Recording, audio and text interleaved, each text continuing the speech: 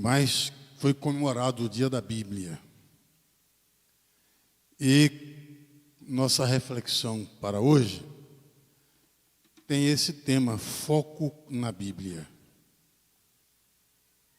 Poderíamos ter lido todo o Salmo 119, que é um acróstico, tomando como base o alfabeto hebraico. Cada verso começa com uma letra do alfabeto, você vai ver lá, quando você lê, você encontra Aleph, Bet, Dalet, Gimel, por aí vai. Cada letra inicia um verso. E quando esgotam os versículos, começa novamente, do Aleph até o Tau, ou Tav, que é a última letra. Poderíamos ter lido o Salmo 119. Mas o Salmo 121, especialmente os versículos 1 e 2, é um chamamento à nossa atenção para desenvolvermos a nossa fé e a nossa confiança com base na Bíblia. Nosso foco deve estar na Bíblia. Eu vi uma charge, uma figura com as seguintes imagens. De um lado, uma pessoa assistindo à televisão, certamente um noticiário, e com certeza as notícias não eram boas. E o camarada espantado dizia: estamos perdidos. Mas do outro lado tinha uma pessoa debruçada sobre a Bíblia, lendo a Bíblia. E ela exclamava entusiasmada, com semblante de alegria, de felicidade, lendo a Bíblia, dizia: estamos salvos.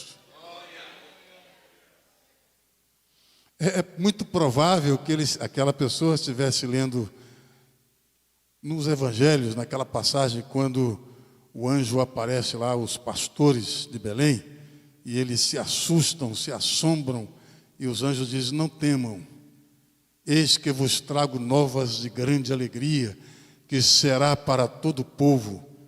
É que na cidade de Davi vos nasceu hoje o Salvador, que é Cristo o Senhor.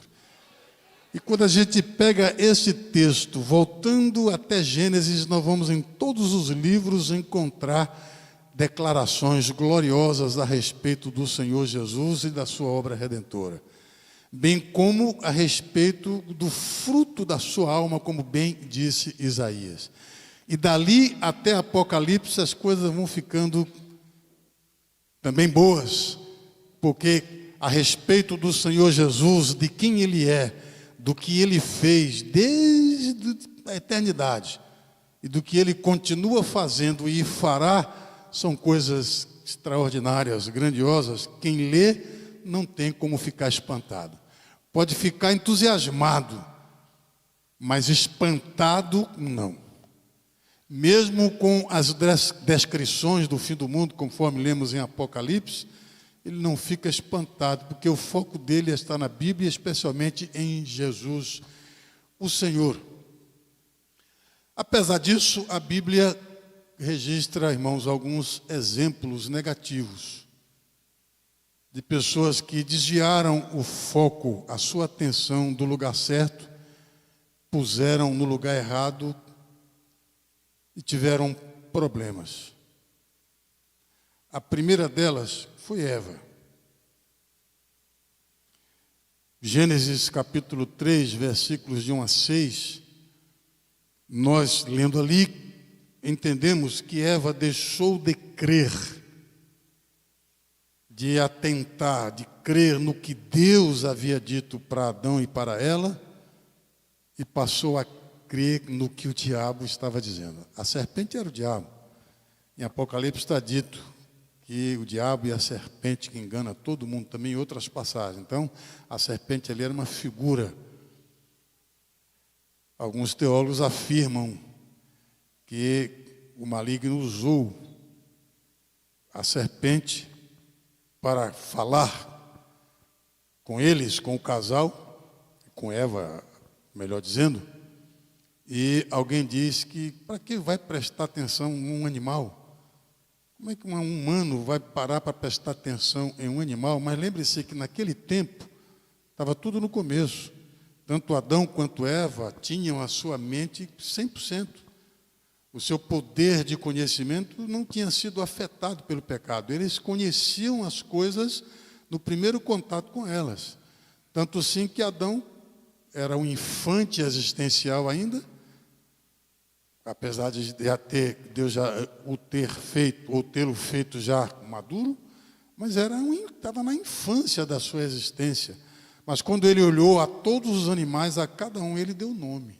Ele criou um nome apropriado. E quando Deus fez ele dormir, tirou a costela, ele estava dormindo, estava anestesiado. Ele não viu nada. E quando acordou, Eva já estava prontinha. Quando Deus apresentou Eva, ele disse: esta será chamada varoa, porquanto do varão foi tomada. Esta é osso dos meus ossos e carne da minha carne. Quem disse isso a ele? Não está registrado que alguém tenha dito, sequer Deus. Mas a sua inteligência, sua capacidade para conhecer estava intocável ainda, incontaminada, estava perfeita. Então não era estranho eles comunicarem-se com os animais. Até porque Deus deu a eles domínio sobre os animais. E eu tenho coisa minha, viu? Aqui que eu vou dizer é coisa minha. Eu tenho a desconfiança que ainda hoje tem muita gente que se comunica muito bem com os animais. Eu vejo aí gente se comunicando com os pássaros e parece que há uma resposta. Bom, mas isso aí é detalhe, é coisa da minha cabeça. Ora, não era estranho Eva conversar com um animal, com a serpente. O problema é Eva ter tirado sua atenção do que Deus lhe havia dito e colocar no que a serpente estava dizendo. O resultado, vocês já sabem, ela poderia, outra vez, ela cometeu outro problema de desfocar a sua atenção. No jardim havia árvores de todo tipo, e ela podia comer a fruta de todas elas, inclusive da árvore da vida. Mas ela foi focar a atenção justamente na árvore proibida. Com tanta fruta, com tanta árvore boa para se comer, até a árvore da vida, ela tirou a atenção da árvore da vida, das outras árvores, foi colocar justamente a atenção. Isso se repete até hoje com muita gente. Não discerne bem, não pede o colírio do Senhor Jesus para os olhos espirituais, aí, em vez de olhar para o lugar certo, olha para o lugar errado. E aí faz também escolhas erradas. O resultado nós já sabemos, né? Pecou, foram expulsos do paraíso, as dores do seu parto foram multiplicadas, e o número de filhos que ela ia gerar também foi multiplicado. Adão também pegou a sua parte, até a serpente pegou a sua parte na punição. E a terra também, sem ter culpa de nada, a terra passou a produzir espinhos e cardos. Um outro exemplo foi Geazi, o servo do profeta Eliseu. No segundo livro dos Reis, capítulo 6, versículos de 15 em diante, nós lemos a sua história e o que ele fez. Ele fixou a sua atenção nos inimigos que rodeavam a ele e a seu senhor, e não percebeu que em volta deles, ao derredor deles, tinha exércitos com carros de fogo e seus cavaleiros. E ele não foi essa vez, a única vez que ele desfocou a sua atenção, não. Felizmente, nessa ocasião, o profeta Eliseu orou por ele, pedindo que Deus abrisse os seus olhos. Deus abriu. Aí, quando Deus abriu, ele viu os exércitos do Senhor que estavam rodeando ele. Então, não temos o que temer, estamos protegidos.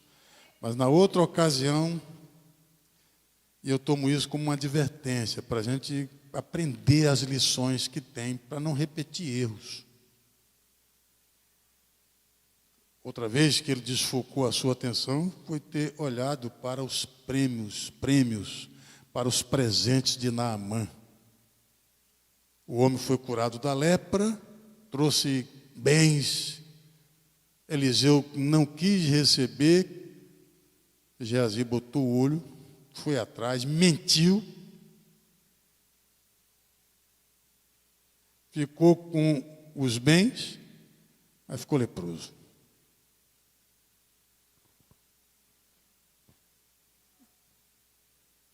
A gente errar é humano, agora permanecer no erro. Um outro exemplo, esse é bem clássico, foi o de Pedro.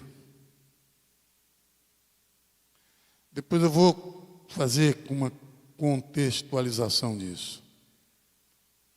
No episódio registrado em Mateus, capítulo 14, a partir do versículo 29, quando eles estavam lá no meio do mar, e Jesus veio andando sobre as águas, eles pensaram que era um fantasma, gritaram com medo.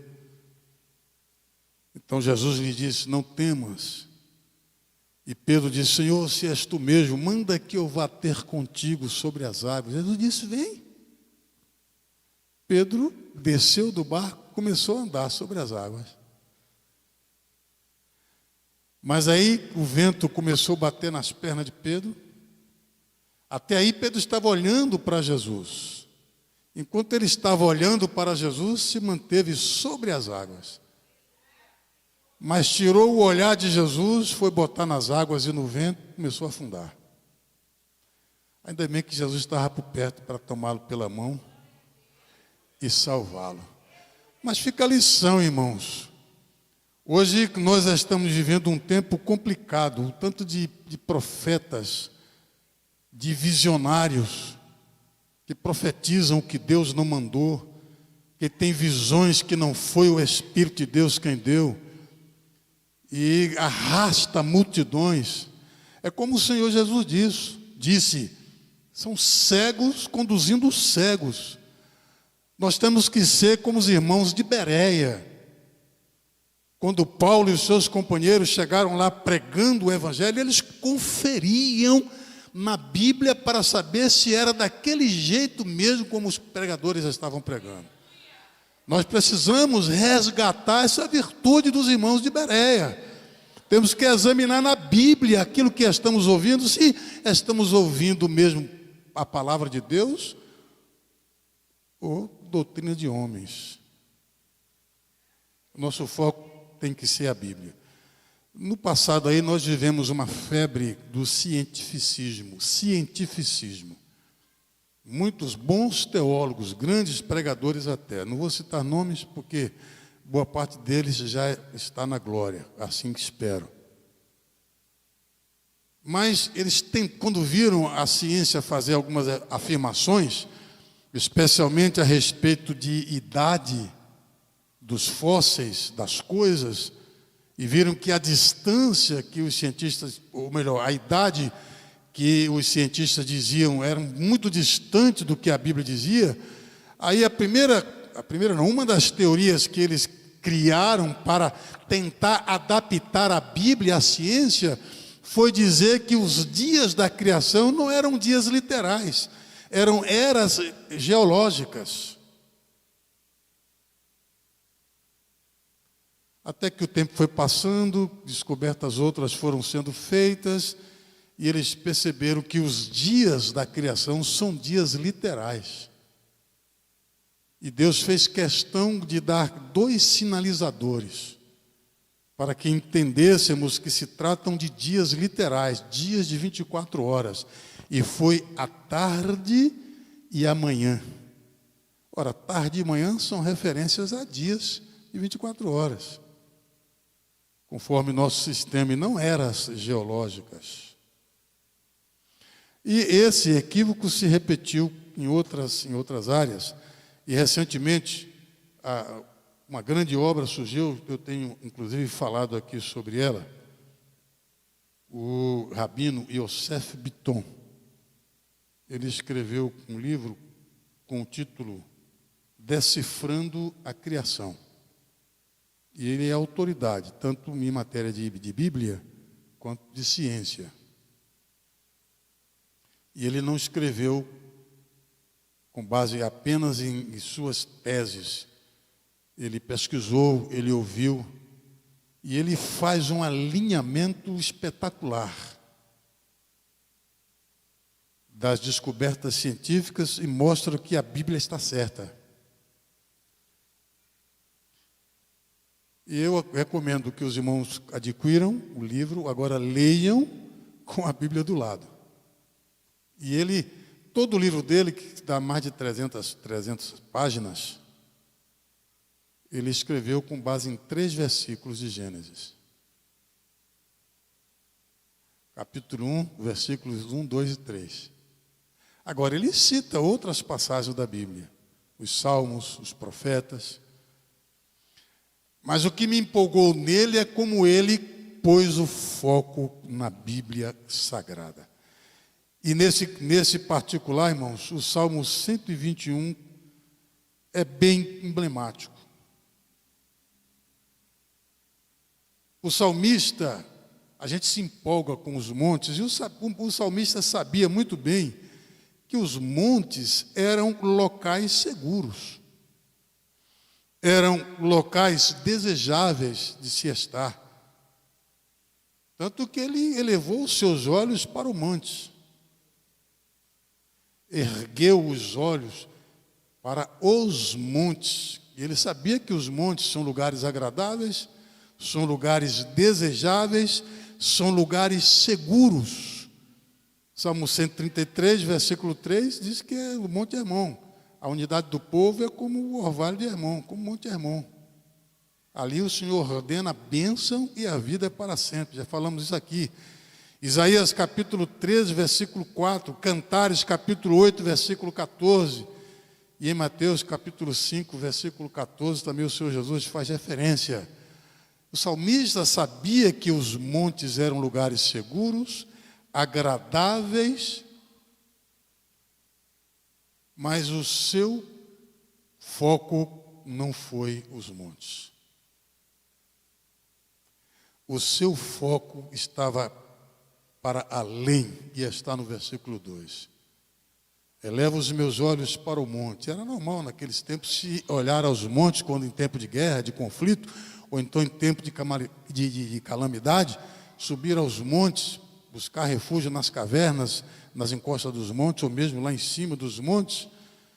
E ele olhou para os montes, mas se lembrou: o meu socorro vem do Senhor que fez os céus e a terra.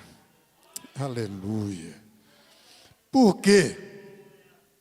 Porque também ele sabia que, apesar de os montes serem lugares agradáveis, lugares seguros, também ele sabia que os montes eram lugares perigosos. É só ler Lamentações, capítulo 4, versículo 19. Quem quer ler, por gentileza? Lamentações, capítulo 4, versículo 19.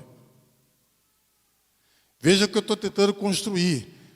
Nós devemos focar na Bíblia, estudar a Bíblia, fundamentar a nossa fé no que a Bíblia diz, desenvolver a nossa prática religiosa, espiritual, cristã, para ser redundante, conforme o que a Bíblia ensina.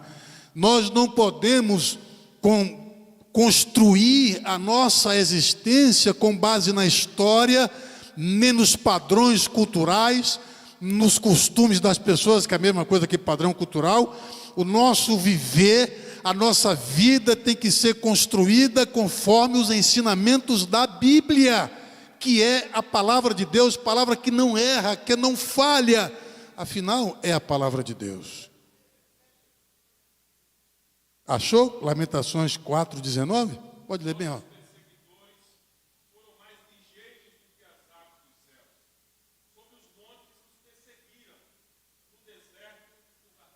Está vendo? Nos perseguiram sobre os montes e no deserto armavam ciladas. Mas o perigo também estava no monte. Qualquer lugar na terra para que você olhe, qualquer lugar para instituição, para pessoas, para influência, para poder econômico, que para qualquer lugar você vai encontrar perigo. Só tem um lugar onde você não vai encontrar perigo. Você vai encontrar socorro, vai encontrar refúgio. É Deus. Deus é o nosso refúgio e fortaleza Está no Salmo 46, e socorro bem presente na angústia. E sabe quem? No Salmo 91 diz: aquele que habita no esconderijo do Altíssimo, à sombra do Onipotente descansará. Você sabe quem é o esconderijo do Altíssimo? É Jesus, o Filho do Deus vivo. E você sabe quem é a sombra do Todo-Poderoso? É o Espírito Santo.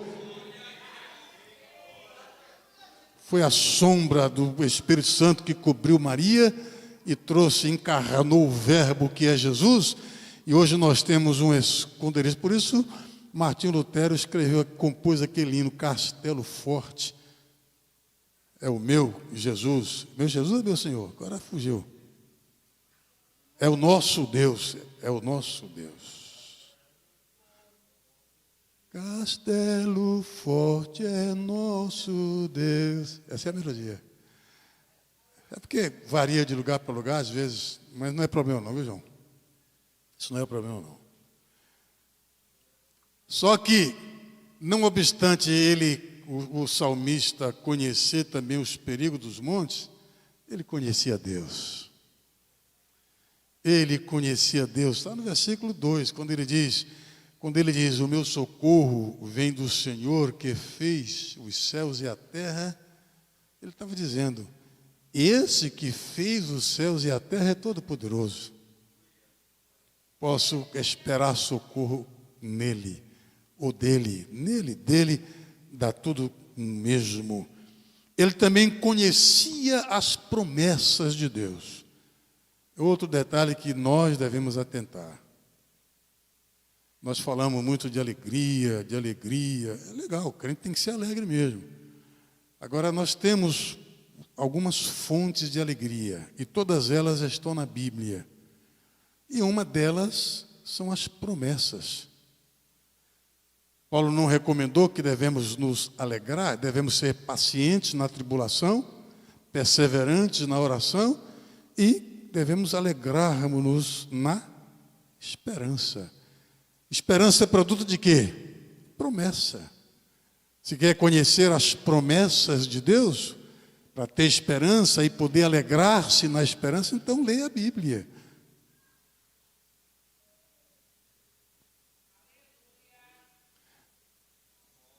Algumas promessas que aparentemente foram feitas só para Israel, mas não, é para nós também, está em Isaías 41, versículo 10 e o versículo 13. Quem quer ler para mim, por gentileza? Toda a nossa vida deve ser regida pelo que a palavra de Deus diz. Nosso foco é a palavra de Deus. Pode ser que os acontecimentos em todas as áreas estejam nos trazendo ameaças, mas o nosso foco está em Deus, está na Bíblia, no que Deus diz e está registrado na Bíblia. Acharam Isaías 41, 10 e o versículo 13? Quem achou pode ficar em pé e ler bem alto, por favor.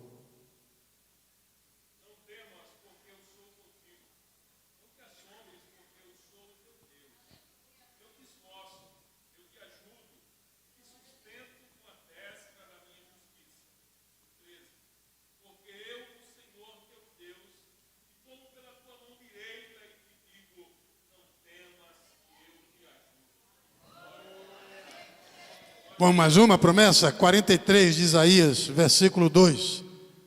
Isaías 43, 2. Por favor. Pode.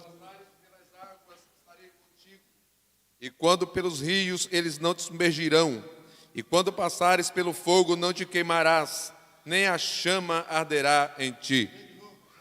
Quando passares pelas águas estarei contigo, e quando pelos rios eles não te submergirão, e quando passares pelo fogo não te queimarás, nem a chama arderá em ti. Você vai enfrentar águas turbulentas, mas Deus vai estar com você. Pode ser que você tenha a semelhança de Ananias, Misael e Azarias, que ser lançado numa dessas fornalhas de fogo ardente aí da vida aí. Só que tem um detalhe, Deus está com você, Ele prometeu.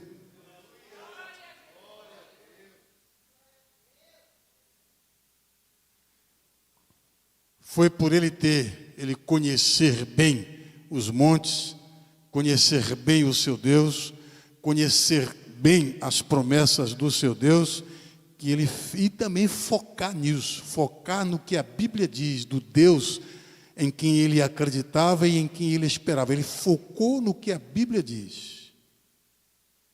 Ele pôde fazer a escolha certa. Ele poderia ter escolhido se refugiar, como alguns fizeram no decorrer da história, se refugiar em algum lugar, em algum outro monte, em alguma caverna, mas ele pôs a sua confiança em Deus. Ele escolheu confiar em Deus, esperar o socorro de Deus. Quando Davi recebeu a repreensão de Deus, e Deus lhe deu 3 castigos. 2 dos castigos representava cair na mão dos homens. E um dos castigos, que era o pior, representava cair nas mãos de Deus. Sabe qual foi que Davi escolheu? Cair nas mãos de Deus. Por quê? Porque ele confiou nas misericórdias de Deus. Ele conhecia seu Deus. Sabia que o seu Deus é Deus santo, é Deus justo, é Deus todo-poderoso, mas é também Deus misericordioso, que se compadece dos humildes. Mesmo daqueles que tropeçam, mas se humilham, reconhecem que tropeçaram, pedem socorro, Deus lhes dá a mão, lhes põe de pé, sacode a poeira, sara os arranhões, as feridas, renova as forças, confia nas misericórdias de Deus. Portanto, minha irmã, meu irmão, ponha o seu foco na Bíblia. Quando você... E por favor, faça isso. Eu sei que nós estamos cheios, a internet está cheia de pregadores, até nós aqui recebemos pregadores de tudo quanto é jeito. E tem hora que chega uns aí, irmãos, que só... Não sei nem aqui apelar agora para Deus, se para o sangue de Jesus, se para a misericórdia de Deus. E o povo bate palma. As pessoas dizem tanta barbaridade. E o povo, isso é que é palavra. Vocês estão me ouvindo lá atrás? Palavra é a palavra de Deus, é a Bíblia. Se alguém a expuser com verdade, sem misturá-la com suas filosofias, com seus achismos, como disse Pedro, vai receber o alimento, vai receber o leite puro, não falsificado, e por ele vai ter saúde e vai crescer.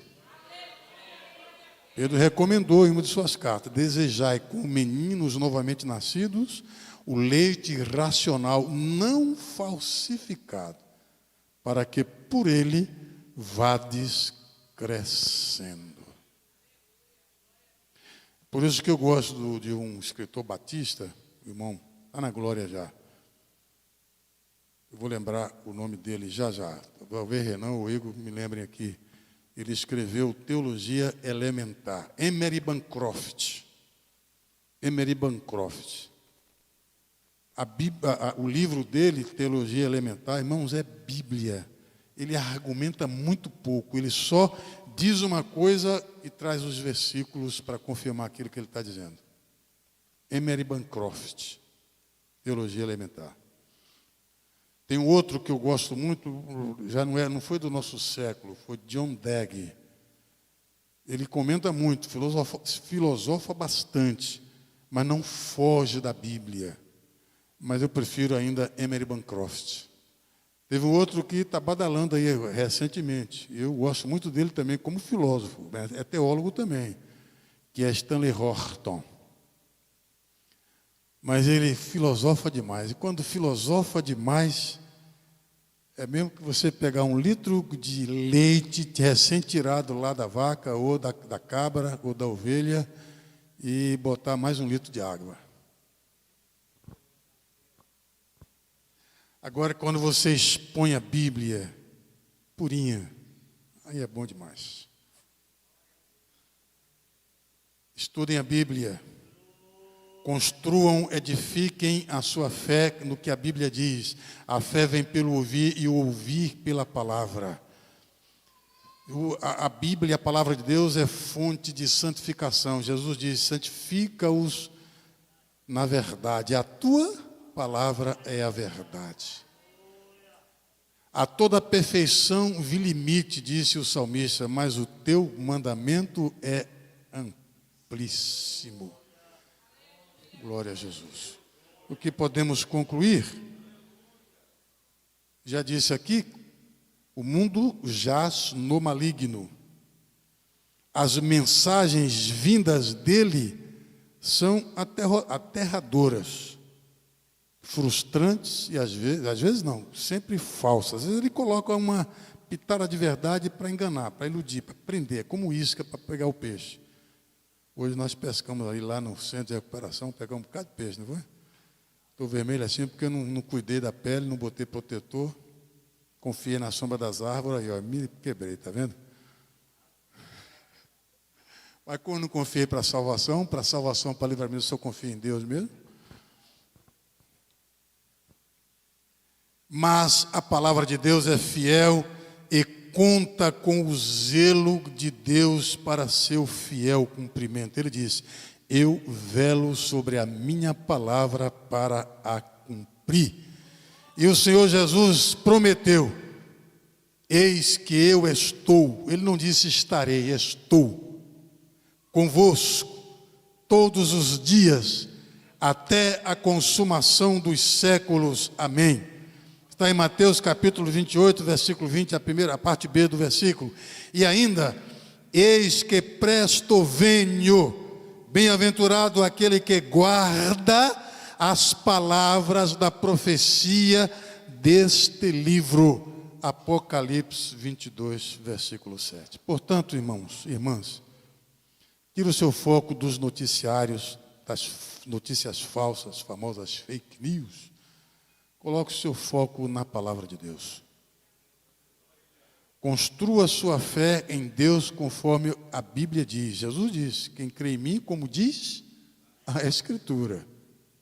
Construa sua existência, seus padrões de moralidade, de santidade, com base no que a Bíblia diz. Edifique suas expectativas, suas promessas, não em profecias, a menos que o Espírito lhe dê convicção de que aquela profecia é dele e não da pessoa. Mas construa suas esperanças, suas expectativas nas promessas que já estão na Bíblia.